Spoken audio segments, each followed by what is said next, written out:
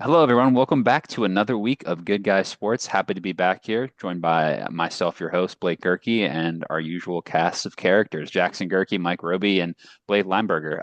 It's been a little bit since we've done a program, so we've got a lot to cover in the world of sports.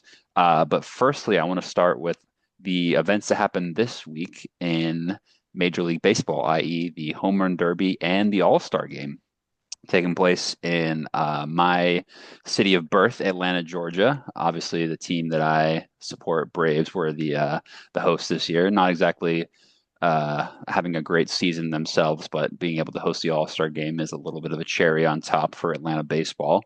And the Home Run Derby was a pretty good one this year, I thought. I think the big story going into the Derby was the home run leader, Cal Raleigh, right? He was been pretty much the story, maybe apart from Judge and Ohtani. The big media players talk about Yankees, Dodgers all the time, but Cal Raleigh's really been the story of the season so far, and the home run derby was no different. Big dumper. Big dumper, Jack. He showed out for the derby. I mean, what'd you make of his performance in that derby, Jack? Oh man, I thought he did great. I mean, if they, I mean, I didn't catch the game or highlights, but from what I can tell from what I was hearing, that he put on a show by hitting the most home runs out of the park, and believe it or not, um, his dad, who actually grew up and played baseball and is always in support of love of the game, that his actually winning his home run derby became a dream come true, where one of his kids was his idol of growing up in an all baseball family, which really is which really is a true story. And I think it you and I think that he and I think that one of the things, biggest takeaways that he said in this interview is that he wanted to win the home run derby. Well, guess what? He did the stat, and his dream did come true. And I think that it really says a lot from how he wanted to be there and wanted to be in this moment. And I think that Carl Raleigh, for given the fact, and for obviously named after a city here in North Carolina, but for nickname, which I rarely say for any human being or player, or athlete for that matter. But to me, it was the biggest storyline and takeaway from the Derby that I can think and remember, which was the crowd was soaking in to see it, and so yes, you did have some hometown players in it, such as Matt Olson, who I think praised Ricardo Ronald Acuna Jr. the other Brave in that bracket of the Derby, but really it was all about Big dumper. Raleigh, the big dumper Raleigh. That's right, and then his competitor was against Kim Murray from the Rays, and Mm. he was this close to tying it, or possibly forced another home run derby swing off compared to like the actual game on Tuesday, which could have decided the winner, but in the Yeah, I end, think with the but in the end, Blake Carl Raleigh yeah, just had a little bit too much firepower in him, and that's really how he won the Derby. And but yeah. but but but but but, uh, but overall, I thought this year's Derby was electric and something that the crowd really enjoyed. And you had some great big player neighbors, such as Kyle Brunson, who is a Georgia native, grew up in South Georgia, plays for the Twins, and then of course Chisholm and Cruz and Well, he only and, hit and, three and home Alex runs, Wood, so believe it or not, um, the Nationals. Uncle Mike's National player was in the Derby, but didn't. James But Wood. his but his but his but he didn't stay in this very long. So instead he didn't get too far like Carl Raleigh did, but instead he just watched with his family and the entire crowd, and just having a lot of fun, and gather around like a bunch of the competitors. And that's pretty much what every player does in the Hurley Derby, including Wood for the Nationals. But Well, yeah, I think but there's but, a lot but of strategy that goes into it as well, because that's right. Mike, a And lot of it's the players from the first round that got the highest totals Yeah. didn't end up going all the way, right? Yeah. Well, Wood, he was the first one out, and I think that's the hardest draw Because you're in setting the a baseline, right? in the home run derby is the first guy batting. So he hit 16, and Not terrible. no, not terrible at all. And Brett Rucker for the A's hit 17, Hmm. and Cal Riley passed uh, Roker by less than an inch. It's a big advantage being in that last group because you know what you need, right? Yeah, yeah. So he didn't have to hit, 25 home runs. He could just stop at 17 and then Hmm. save his gas for the semifinal and final, which is exactly what happened, right? So Yeah. But it was interesting. It was the different than the other home run derbies in the first round. They were all competing against each other. They picked the top four hmm finishers as right. opposed to head and head competition. That didn't come into play until the semifinals. What do you make of this format compared to the prior ones? Yeah, I liked it. Uh, you know, I thought it was good. Um, I liked the way they did the extra time by Bonus having balls? out the bonus balls by having the outs, Yeah, yeah, for sure. and I think that was a good wrinkle for it. But yeah, I'm all for the home run derby. No, I think this format worked better than the head-to-head as Hmm. well. Kind of having that pool play Hmm. aspect of it for that first round, I think makes the most sense because sometimes you just get a bad matchup where like two people hit a small amount of home runs versus a matchup where two guys have two of the higher totals but don't end up going through. So I think having everybody, although it is a big advantage to be, I mean, to be fair, Matt Olson went last and he didn't go Hmm. through the first round. So, I think it's way more of an advantage to be in the matchup format to have a good matchup versus this format going least. So Hmm. I think doing that first round pool play and then going into the semifinals is the most fair way of doing it. So I prefer this format for the Derby compared to previous years for sure. Yeah. Do you agree, Jack? Yeah, yeah, I think so. I mean, every ballpark that's designed can hit the ball very differently, depending That's on how true. much Different Yeah. how parks. much Yeah. depending on how much wind plays a factor, which I feel like really comes down to to a distance and how far the ball goes. So really, it just depends on where the game's being held and where it's taking place. It really all matters. So at this point, so I just think it's really just comes down to that, and I think that just and I think that that just says a lot for how the players really see it for how this bracket and tournament turns out for this derby. But Yeah. Cruz and Roker and those guys just definitely had a great run. But you can but the Godmakers did get it right that Raleigh did end up winning the derby. So so that does go well for their money's worth for the people out there for the Up Vegas and the Oddsmakers for how it's played out, which you got it right. Yeah. So that was also very exciting. So also to recap for anything that also went on during All Star Week before we move on to another topic is that the Washington Nationals have selected the first overall pick by selecting Eli Weiss, who is a shortstop from Fort Cobb Brockton High School in Oklahoma, who played his college ball previously at LSU, and that's where things stand. Followed by the Angels taking Tyler Brumter from UC Santa Barbara, and along with the Rockies, they take Ethan Holiday from the Oklahoma State Cowboys product, and followed by St. Louis, they took the left-handed pitcher from Tennessee. Pittsburgh goes with Chef Hernandez from Cornell High School, and the Marlins take the shortstop from Oregon State, and followed by the Reds taking a player from high school in Alabama called Sheen Hall, and then to round it out with the top 10, you got Billy Carson from the Chicago White Sox, the shortstop. He goes to Cornell High School. So, Uncle Mike, let me ask you: you're a Nationals fan. You should be excited for this pitcher for what you're getting to this team. Do you think that do you think that your team should be very excited or optimistic on the Nationals' first pick overall selection front by selecting this player? Your thoughts? Well, I guess my thoughts, I'm kind of hesitant. I hope it works out. I mean, they picked the 17-year-old shortstop, the first overall pick. Hmm. I hope it I do hope it works out.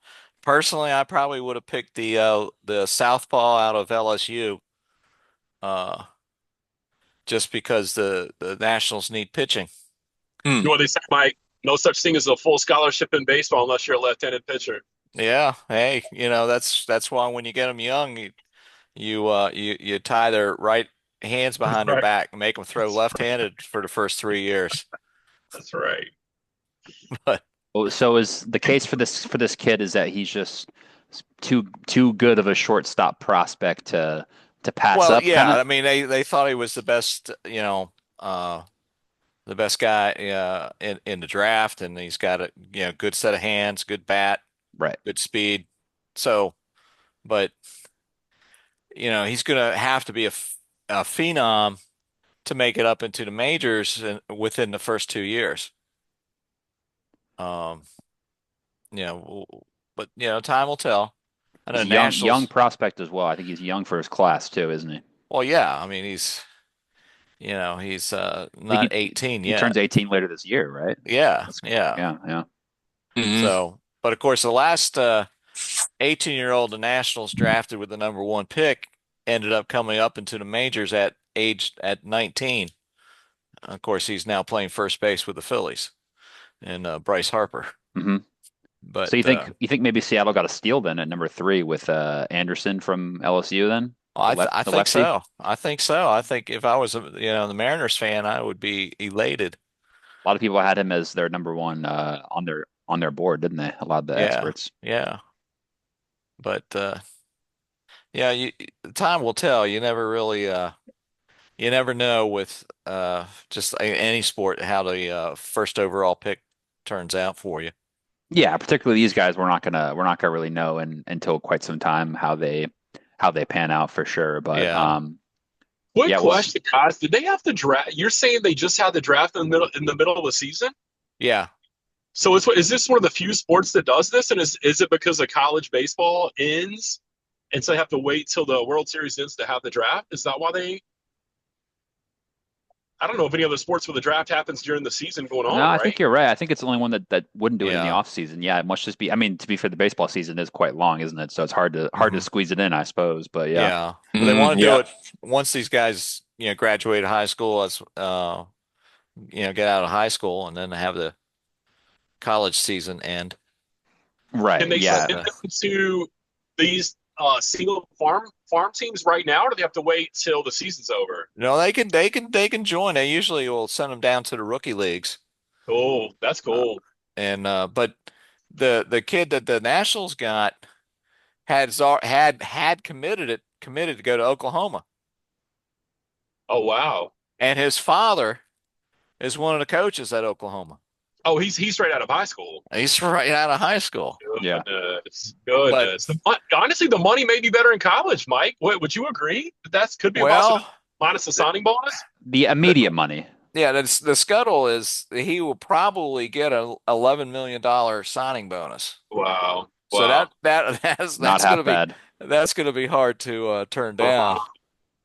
So, but yeah, I mean Well, we'll see. interestingly enough, two of the top four or four even players were high school players from Oklahoma. Weirdly enough, because the Rockies took a third baseman, high schooler from Oklahoma as well at fourth overall. So something going on there in Oklahoma youth baseball, I guess. But Well, Mike, they say I've heard from several sources these pro teams don't like to recruit southeastern players anymore, and the reason being they don't want them pitching year round. They don't want warm climates where they can pitch year round. And so I've heard hmm, they like players and pitchers in colder climates where they can't play full games and pitch year round. Yeah. Have you heard any of that?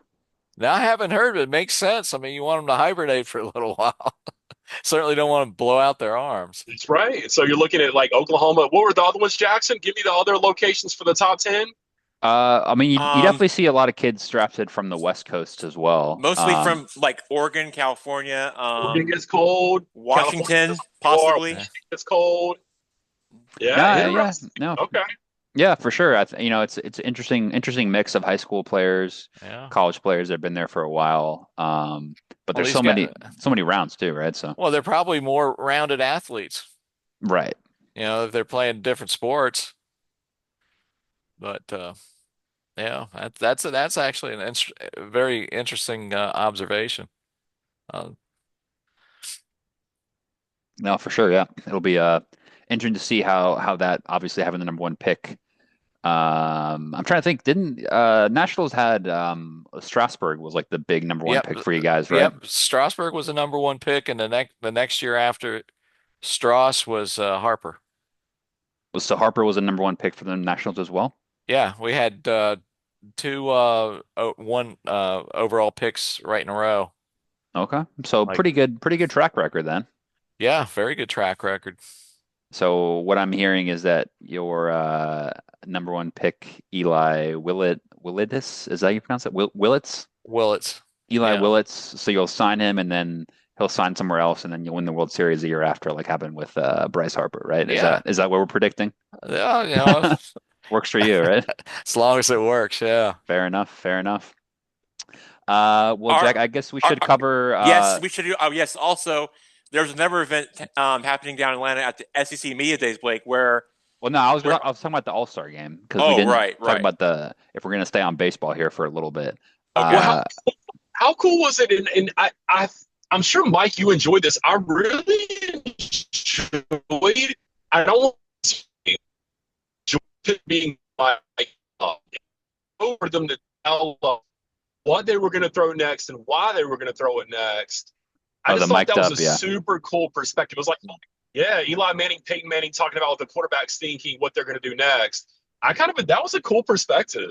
I think some of the pitchers were catchers. I think they had mostly pitchers and catchers mic'd up. Some of them were more interesting than others. I think they had Skubal mic'd up. He wasn't really giving too much away. He was kind of like grunting and being like, "All right, here we go." But then Yeah. at Kershaw, they had mic'd up, and he actually had a couple of fun comments, stuff like that. So what do you make of that, Mike? Yeah, Kershaw was hilarious. Of course, Kershaw knew he was just there. He was just out there just doing an exhibition. But the first batter almost doubled off of him, and the left fielder made that tremendous catch, to prevent that. It was Mm. good. I Yeah, and really, I really liked that they let the players wear their own unis. Right? Yeah, yeah. That yeah, was yeah, yeah, a yeah. good change in the last couple of years too, wasn't it? Yeah, yeah. I like to see them there wearing their team unis into the game. I thought that was great. The old white versus gray combo. Uh-huh. You gotta keep the classics, right? Yeah. You guys like Freddie Freeman in the warm feeling from the Braves Yeah, fans it and was good to see. Yeah, Good to yeah. see, wasn't it, Jack? Yeah, yeah, sure was, Blake. Yes, I know he got traded and he won a World Series with the Braves, but it was definitely great and Yeah. a sign, and to see the crowd get a nice standing ovation once Freddie Freeman got his name called when he made his return trip to Atlanta. I thought it was very special and cool. Yeah. But yeah, what a great sight to see him back and right at it at from his current from his former team that he used to play for, which I thought was very cool and special. Even though he won the World Series title with the Dodgers, now the Braves, but yeah, I thought it was very cool and awesome to see for the players itself. But also, they did the HBCU style and they did the Hank Aaron tribute, which I thought was very Oh, that was cool. great. Yeah, yeah. I Yeah, wanted to get Mike's opinion on that. Mike, did you see that? They Yeah. recreated Hank Aaron's 715 on the field. That was pretty cool, huh? That was excellent. That was well Might have been done. the best part of the night, in my opinion. Yeah. oh, I agree. Yeah. I agree. That was cool.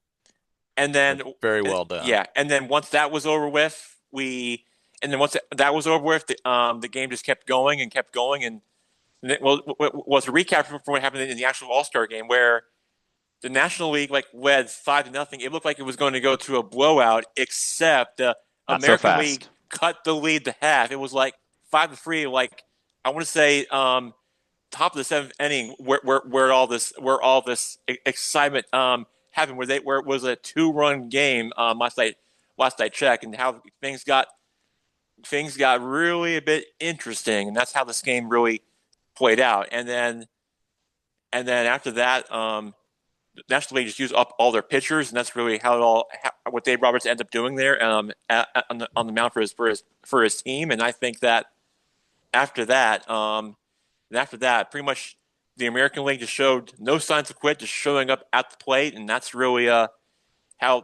they really kept scoring. They just kept scoring and scoring, and then you go to the top of the ninth inning, I believe it was, where the American League just had two players on bases with one of them. I believe it was they had two players on base, and it was in the final out, and then the American League had the final out to end the game at the top of the ninth inning, except they let one get away, and that was where things got that was where things got exciting, and they tied the game up, and then the American League and then the National League had another chance at the bottom of the ninth inning to see if any of the players can hit a walk-off home run in the All Star game, which hasn't happened in years, by the way. Back, I believe in the 70s or 80s, you have to go back for the last to do it in history, but nonetheless, the American League just their pitchers and their outfielders just were playing very hard at the bottom of the ninth. The National League didn't get anything going in the ninth inning, and we thought that we were going to be and we thought and everybody thought that we were going to be ending the game in a tie. Yeah. So what? They ended in a tie, right? Yeah. Well, Because wait a minute. What happened? I was going to ask you about Jack? that. I was going to ask you about that, Blake, because to end baseball game in a tie, let's face it. This is not soccer, okay? This is not the Premier League soccer. There's no draws in baseball, are there? There should not be. Let me just say this: the last time, analogy, Jack. Great analogy. Yeah, thanks, Blake. And so, really, the last time that Major League Baseball went to a tie in the All Star game, you got to go back to 2002, where it was played in Milwaukee. And I remember watching a little bit of that when I was little, and they were not happy about that, were they? No, they were not. The fans and the players were definitely they definitely weren't. But yeah, I think that the players and the commissioner Rob Manfred just have seen enough. Well, we got to say what they did then. The solution was a good old fashioned home run derby swing off. So the fans just Blake. So the fans just got really tired of. And so would you playing make it a swing for off? a tie and acting like that and acting like baseball is turning into soccer, which obviously Blake is a soccer expert, and he is and in my opinion, I respond to him that baseball is no soccer, right. and they should. And I think any professional sports league should stop playing a tie, except for soccer, of course. But anyways. So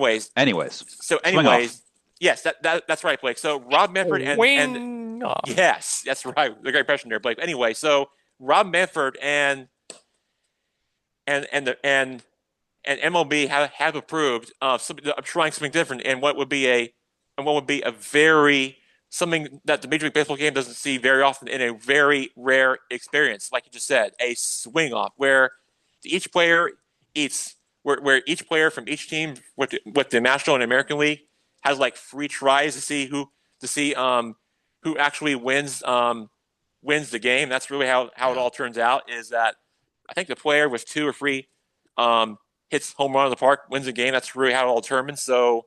Well, each manager picks 3 guys to hit. Each of the batters gets 3 swings. Who's pitching? It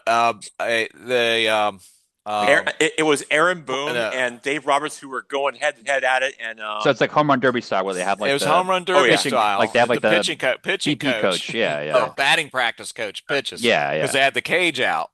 Same exact style as a home run derby. Yeah. Yeah. But unlike the home run derby, you get 3 swings.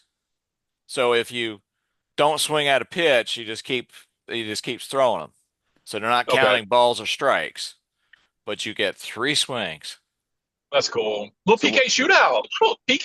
Jack. It was a shootout style. Yeah. Baseball style. How about that? Well, Michael, I'll ask you as the baseball historian here. What did you make of that? Do you think maybe this swing off, obviously implemented in the All Star game, not huge stakes, but do you think maybe this format has a place to stay in terms of a tiebreaker, possibly?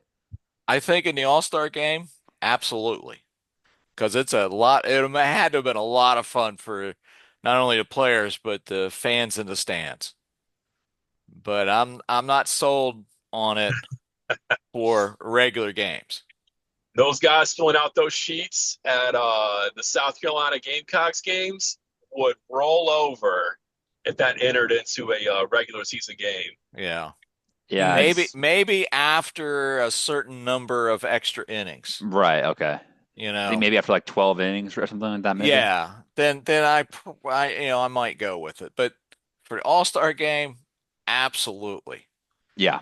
No, I Because then think you got guys like Kyle Schwab showing who up. doesn't want to see Yeah, Schwarber and hit bombs, right? Yeah. yeah, it's especially when you're playing at your division rival NL East ballpark, which which which which I didn't think the Braves or anybody didn't want to see a part of. But hey, this is the All Star game. Watch this, Jackson. People just want to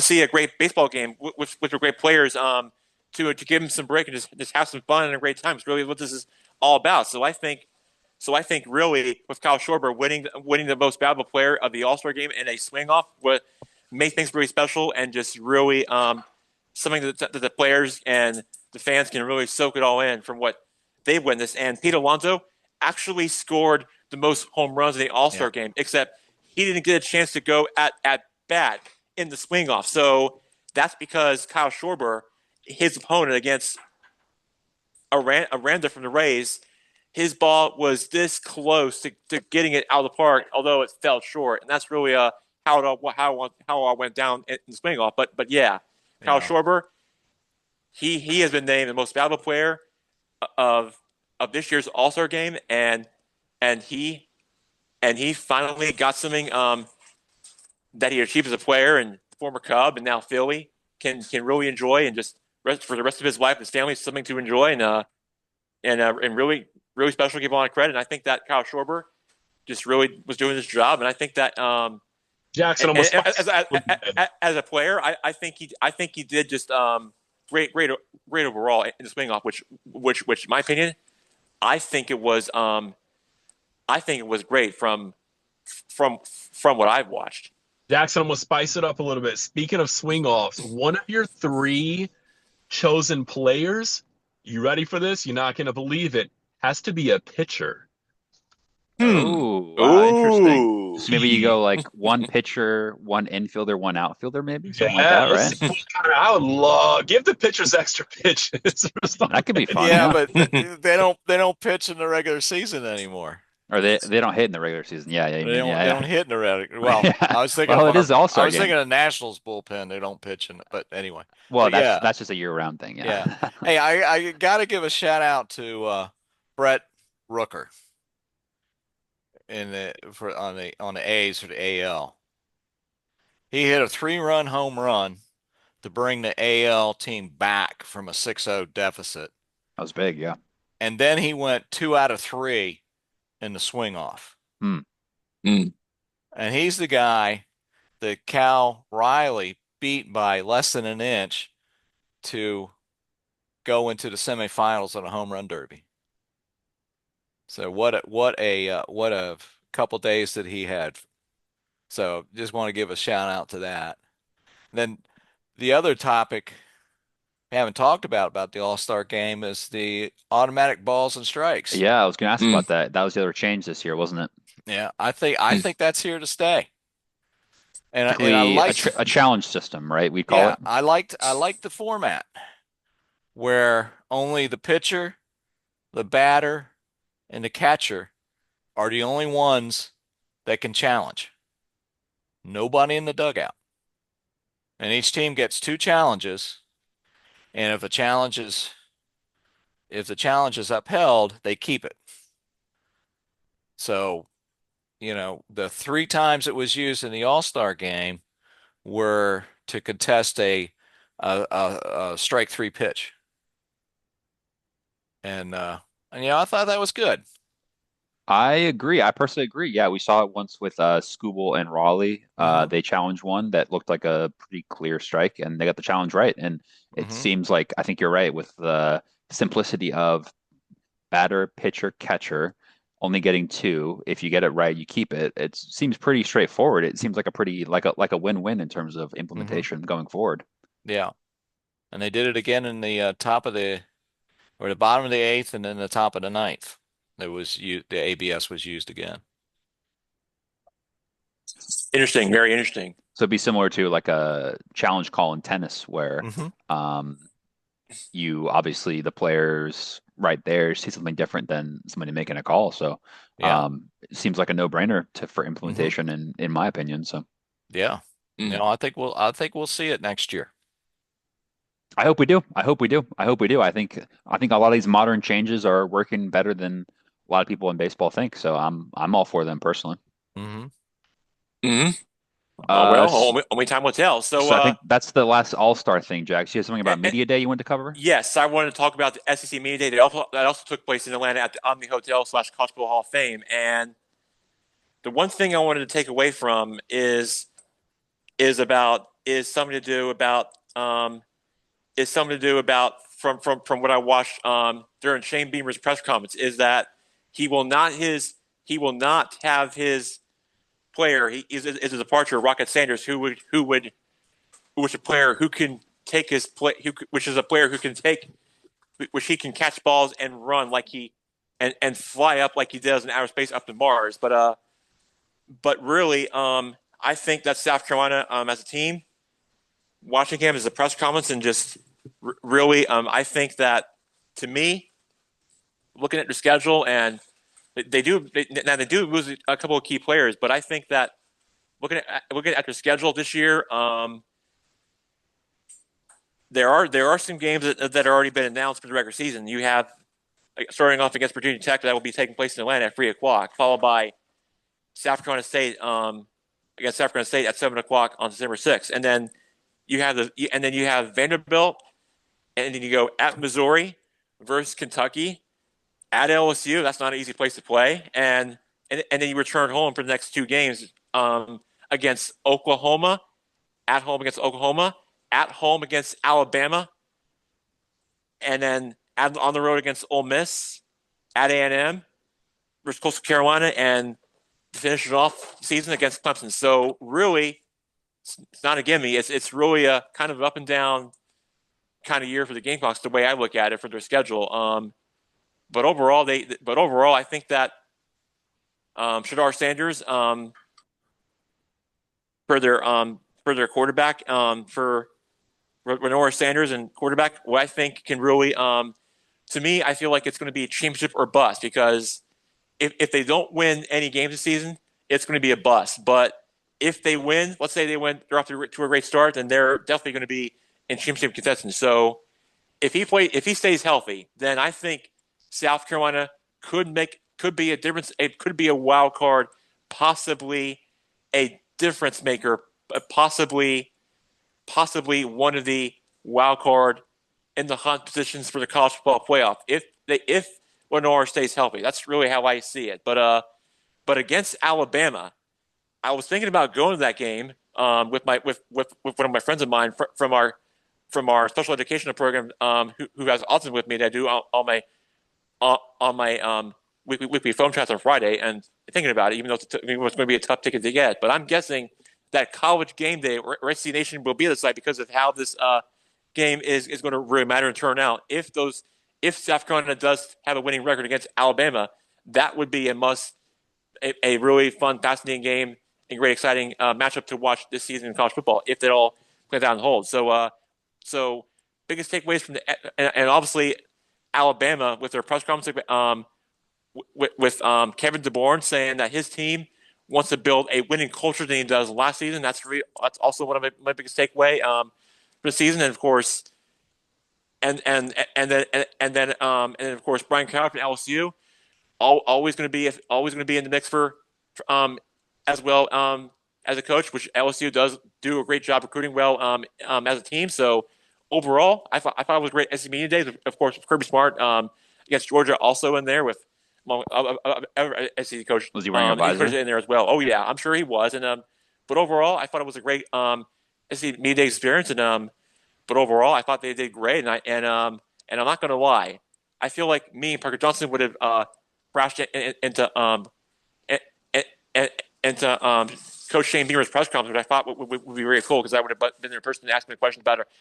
what he would look like this season, which I would have been there. But oh well, I watched it on TV anyway. So let me guys ask you. So BL Lumberger, being the South Carolina Gamecock fan, to all of our audience listening, how do you think they're going to do this season? Break it all down, BL Lumberger. Can you hear me okay? Yes, yes. Sorry, I'm asking you about the up. Yes, we were asking you about Oh the yeah, I got the upcoming. question. You do. I'm gonna tell you Yeah, what, let's hear it. Jackson. All you need to know, all you need to know is he came out and said, I know I was offered $4 million. I took almost half of that because I've been playing football for free my entire life. They committed to me. I'm committed to them. That's all you need to know, Jackson. You're right. Gamecocks could easily be a top 10 and possibly a playoff team. Shador Sanders, go Gamecocks, go Beamer Ball, go Virginia Tech, just for his dad. Well, that's great because shout out to Coach Beamer. Of course, he did play. Of course, he did play and coach for his alma mater at Virginia Tech too. So of course, he did play at, and of course, he did play. And of course, I do have to mention that he did play for Oklahoma and coach at Tennessee and Georgia too during his tour in his college football collegiate career. So you're right, Blake. He does have a connection for all these schools, and I think that Coach Shane Beamer, as a much respected family and a kids that and family that he's with very well, I think that he just deserves and for what his team has accomplished, and I think that Shane Beamer did just that. And to me, I think Shane Beamer is a perfect example from what his team has accomplished from what they did, leading them into a bowl game for the last few seasons.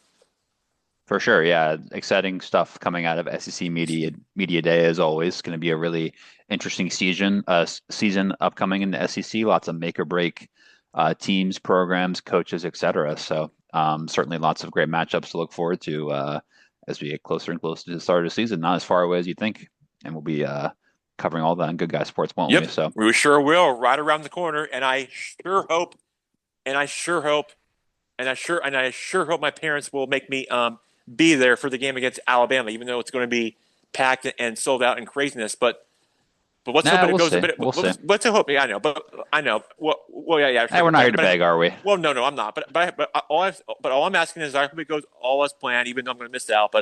Right. But yeah, that's all I got to say. And I hope that me as a Gamecock fan, something that I could just enjoy and soak it all in. That's all I'm Absolutely. saying. Absolutely. I want to jump now, gentlemen, to a bit of a. We're gonna do a little bit of a. We got about a couple of minutes here left to cover a few different things. I want to jump to a recap of a tennis tournament that happened last weekend. You might have heard of it, called Wimbledon. Some interesting things to discuss on both the men's and women's final side, actually, both for bad and good reasons, I suppose. But we should mention the women's final that was won by Swiatek, the Polish female player who I think up to this point has won a couple of majors herself, hasn't she? Coming up against the American Anna Samova, kind of the upset player so far, making it into the final.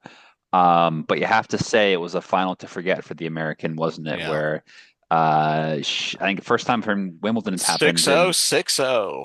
a couple of goose eggs. I think in the Wimbledon final, first time it's happened since like 1911 or something like Yeah. that. And any major final happened very rarely. Obviously, you don't want to, getting to a major Yeah. championship final is impressive, but losing in that fashion is tough to swallow, huh, Mike? Yeah. It was. But at least she beat Sabalenka, the Well, she's she's French she's Open a bit of a crybaby, isn't she? So the Mm-hmm. one in the semifinal. yeah, So, yeah, yeah. and so she made it that far. That was And her final, wasn't it? yeah, and she was coming back. I mean, she had left tennis uh for personal reasons, and then she's now, coming back and playing. So, what a comeback to make it to the Wimbledon final. So regardless of the score, you know, she was she came in second. Not bad. No, it's still a great story for her. Unfortunately, she just as part of that history record with the 6-0 final. But these kind of things happen in tennis, right, Jax? I mean, it just That's right, Blake, and that's really part of sports too. And it's just one of those moments where you're sometimes at it and sometimes you're not. It's just one of those things that happens, and I just think that Samarenko got to give her a lot of credit, and I think that the American had a great run. It just doesn't happen to be it just didn't happen to be her game that time in that tournament. So that's really how it all went down, Blake. And Samarenko got to give her a lot of credit, even though she made the final. But Amerenka and Smova, yeah. and Smoga, yeah, she has never won on grass before. She has won on clay before out on the Roland Garros Paris tournament, but never before in grass. But she has won it. She has won some majors, but this would be her first overall title for Wimbledon. So that would just be something to check off with on her resume for his championship collection, which I feel like is something that she could accomplish and just really just. Oh, for Sweet Tech, yeah, the Polish. Oh yes, yeah. oh yeah, definitely something that she can First remember and Wimbledon accomplish many title, years yeah. to come. And I think that she does just that. And I think that For sure, yeah. for all the work that she's done, despite all that, I think that she Great, really yeah. deserves a She's lot. a great So, player, yeah. Great player, Oh, yeah. yeah. You're right. Oh, yeah. Four-time French Open winner. Got one U.S. Open and one Wimbledon now. So she's one Australian Open victory away from completing a career major for Swiatek. So very impressive from her, definitely. Oh yeah, and then on the men's side, you got the rematch of Jernark Sinner and Carlos Alcaraz, where Yeah. it was a rematch from this year's French Open final on Something tells me we're clay going to see this courts. matchup pretty often going forward, aren't we, Jack? Well, we could see it again in the U.S. Open coming up less than a month away. So you never know in September. So it could happen. So you're right, Blake. It very well could be. And really, the difference is that in the rematch, he thought Carlos Alcaraz was going to go undefeated against Jannar Skinner, except Jannar Skinner had other ideas, and he took his playbook out of Carlos Alcaraz and just really just showed up and just kept fighting and fighting and just battle tested and just kept doing his job and just kept going at it and just staying focused and doing what he has to do. And I think that it shows you why he just won the tournament is just never giving up and just try to stay alive and just kept just kept this going. Although if you go back to the last rematch against Carlos Alcaraz and Gerard Skinner in French Open, where it went to a exciting and long day of a fifth set. Well, it wasn't the case this time around in the final than it was against Djokovic A lot more about comprehensive this time, couple huh? years ago. Yeah. So, and yeah, overall, Djokovic just was supposed to go for his 25th major, although Jannar Skinner just pulled up the upset and had other ideas in mind. So Novak Djokovic does does not advance, and he probably will be, and he probably heads home early and just I don't know. I wouldn't say he'd retire for good, but go on the beach and just live with his family. But I just think Go to that a nice Serbian Djokovic beach. was supposed, out there in Serbia, yeah, that he should have won his 25th title, although he did not deliver, and so that was really the difference with how Jannar Skinner was the number one player overall in the world, and Djokovic wasn't. So that just says and tells you a lot of the player overall seeding. So, Well, but yeah, dare I say, Mike, I'm not sure Alcaraz was really ever in this match. It seemed like Sinner kind of had him on the ropes for pretty much the whole match. Well, Alcaraz won the first round, He the did, he first set, did. It seemed like after that 6-4. But he couldn't find his game, could he? after that, it was 6-4, 6-4, 6-4. It was pretty comprehensive from Sinner. It kind of seemed Yeah, like once he flipped the switch, it wasn't really much going back. yeah. I don't think he wanted to play as long as they did in at Roland Garros. That's understandable, honestly. Yeah, yeah. But But you got to give a shout out to Taylor Fritz to at least make the semifinal. for sure, yeah, he didn't make it easy on Alcaraz, did he? I mean that the No, the third set he won no, no, was no, in no, no. what the was it, fourth the set tiebreaker. went into a Yeah, tiebreaker. exactly. Yeah. So So, I he hung think in there. the hope. It seems pretty clear to me, like I mentioned, Sinner Alcaraz. That's going to be kind of we're looking at a new Federer Nadal here, aren't we? Let's be realistic about it. These two guys are prime age, prime tennis players. They're a cut above the rest. Djokovic might have one last ride in him, possibly. Maybe dependent on if somebody has a shock upset or gets injured. Senator Alcaraz, maybe he might make a run to their final, but I think the hope for American tennis, like you said, Mike, is hope that Fritz is maybe the third guy that kind of sneaks in there. But right now, it looks like Sinner Alcaraz are kind of that class above everyone else from my point of view, anyways. No, and I think having that type of a rivalry in the tennis world is gonna get more interest. And then in my biggest takeaway from the tennis tournament in Wimbledon, that Ben Shelton is one of the youngest players out there who is young and a player that's always in the mix, just not great, just not on the same comparative level as Skinner or Alcaraz or Djokovic for that category. But he's a player that's just about the beginning and right there. And I think that Shelton will definitely have his moment and as a player. To possibly win a title in the majors, who will definitely be a contender, I think, for the next 10 years or so, which it'll be his moment. But I think he'll learn from this. It's definitely I will say this, it's definitely a learning experience for him. But in the next 10 years, he will definitely be in a. I think Fritz and Shelton will be one of the two top Americans to be considered as title contenders. In major tennis. For sure, yeah. I think we got to, tennis is in good hands, as they say. I think in terms of these top tier players. So just a big question of who's able to wiggle their way into that mix. Yeah. But I guess we'll find out in a few weeks. U.S. Open, right? That's August right. time. That's right. August. Mark your calendar for August 18th. Hope that everybody is watching. Of course, that will be the same day as Surface Healing. So maybe I'll be down there too. But only time will tell if I get in with my registration, but we'll see. But like I said, August 18th, mark your calendar. That's when the U.S. Open starts. So there's that. So Uncle Mike, real quick before we move on to the Open Championship, which round ones are already completed. We'll get into that in a little bit. But I wanted to ask you about. But I've got to ask you, Blake, about the Commanders' Terry McConnon's contract situation. It's fed up. I have a lot of explaining to do, and he has got to get this contract done and squared away.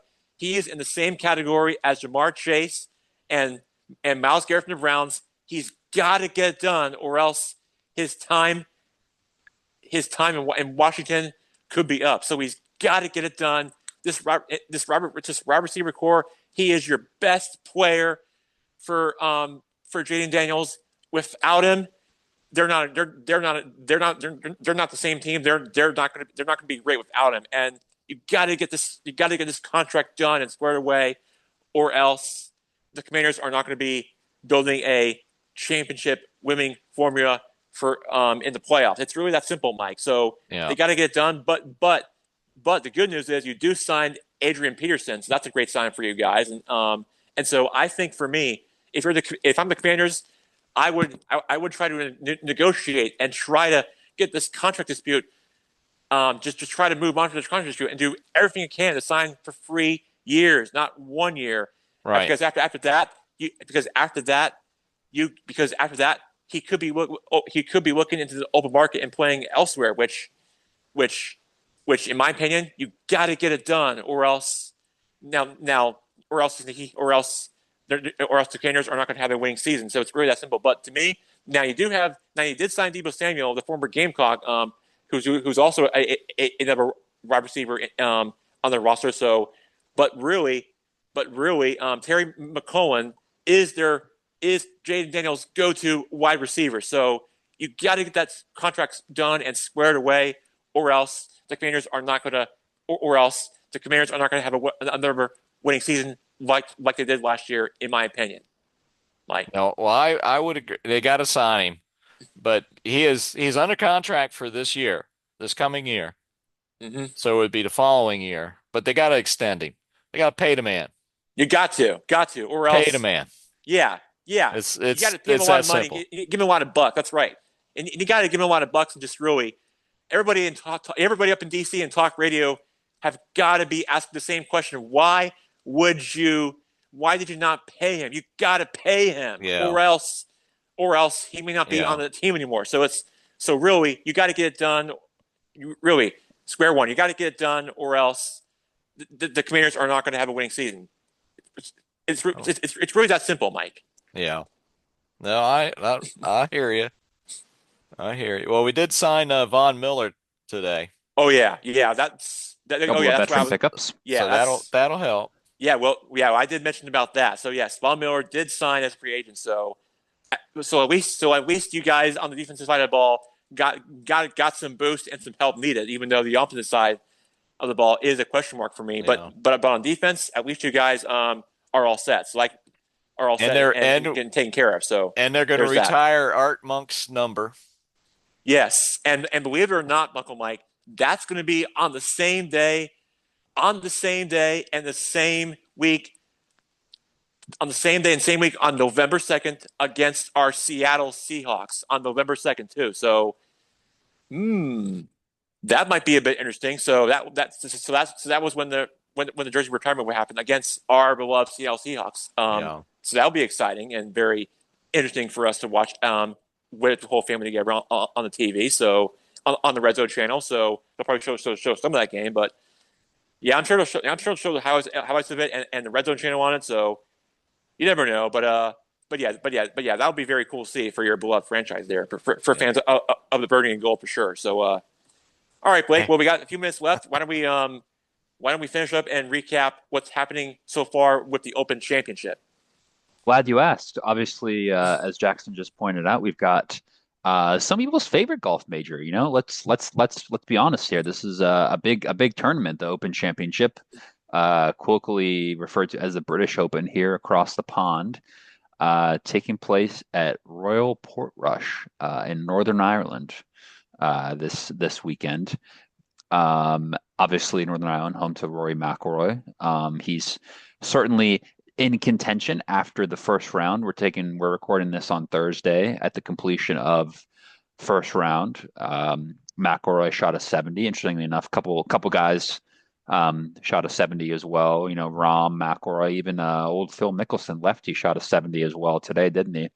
Couple Yeah. guys. Well, you got four tied at under four.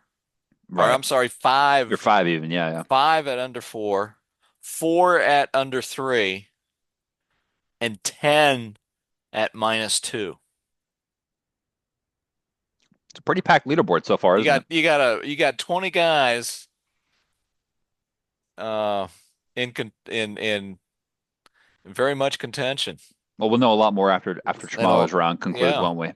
Yeah. So yeah, only time will tell to see who becomes champion golfer of the year on Sunday. Scheffler had a good round, Jack, didn't he? He did. He's trying his best, but I do think He shot a 68. yeah, not bad. He's off to a great start, but I at some point he will win this major and title. He'll definitely be in Tiger Woods category one of these years and days. So yeah, he'll be right there. I certainly in the mix right now, like you said, Blake. But yeah, definitely. But yeah, so far a bunch of players other than Matt Patrick against the Chinese golfer tied for second with Jacob Stahl Osman. I've never heard those players, so they're not big names, obviously. So that's where things are right now. But so who's your long shot to lift up the claret jug? Besides Guy Scheffler and those other golfers, let's see here. So, I wouldn't call him a long shot, would we? No, no. Not even I know Blake's got a long shot. I've always got a long shot. Yeah, no. Honestly, the guy that I've got my eyes on right now, who's kind of thereabouts. I always like picking a hometown meaning a British player. Justin Rose.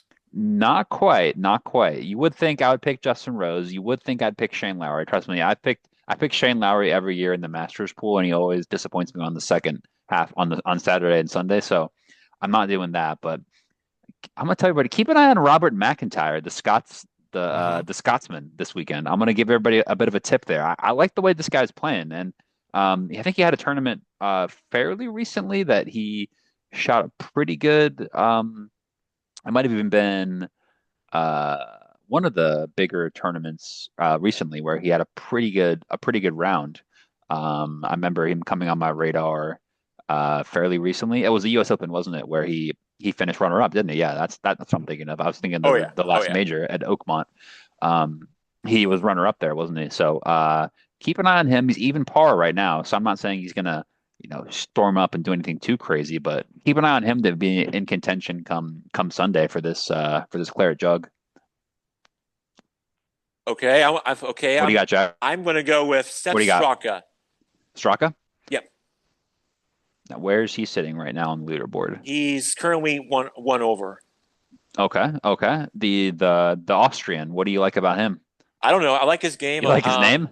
Yeah. Well, I mean, Alliteration. well, yeah. I like his. I like where he's at So with do I, to be the fair. golf Seb game. Seb So Straka's a strong golf name, so I can't yes, argue with you on yes, that. yes. I agree with you there. He's definitely a player to keep an eye on for sure. And then a player to watch for that's even par.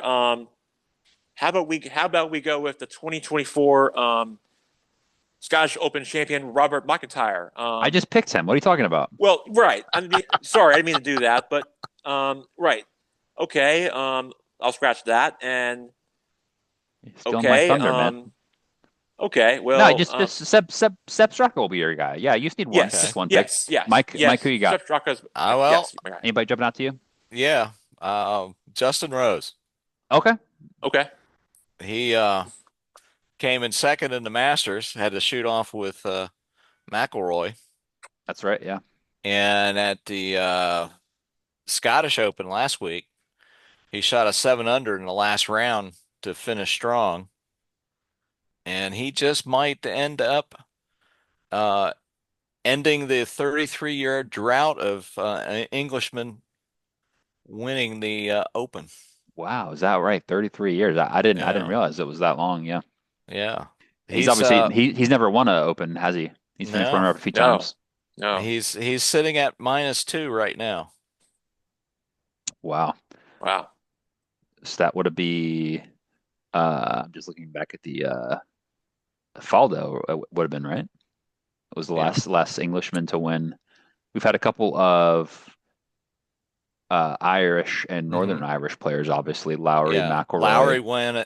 won in 2019. Last time it was Yeah, played at the same at course. Yeah. yeah. So maybe so keep an eye on him, maybe just because for that reason alone, right? But hmm Guys, with the out of left field pick here that none of you guys saw coming, when is the last time you've seen a Chinese golfer win it's been a a major? while. I can't Not remember very the You last time often. have last. Lee How Haotong Tong Lee. tied for first. I just mentioned it. I just talked about it and mentioned it before during this segment of Good Guy Sports. I've talked.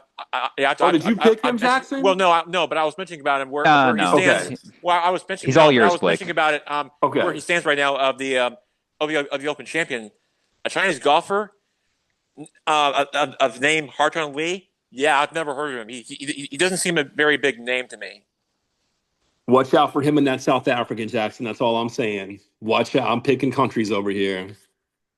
Fair enough. Fair enough. That's Keep an fair. eye on Lee for sure. We'll definitely be over on that. We've all made some interesting picks here for sure. So I'm definitely looking forward to. Interesting enough, we got three Danes in the top 10. By the way, kind of interesting. Skov Olsen, Højgaard, and then another guy, same last name Højgaard. I don't know if they're related, but kind of interesting nationality leaderboard. You always get some interesting nations popping up here at the Open Championship, don't you? But You sure do. certainly should be a really fun tournament. Open Championship personally is my second favorite major behind the Masters. Personally, I know people have their rankings: Masters, U.S. Open, British, and PGA. I personally put British Open, the Open Championship, as you should refer to it, if you're a proper golfsman.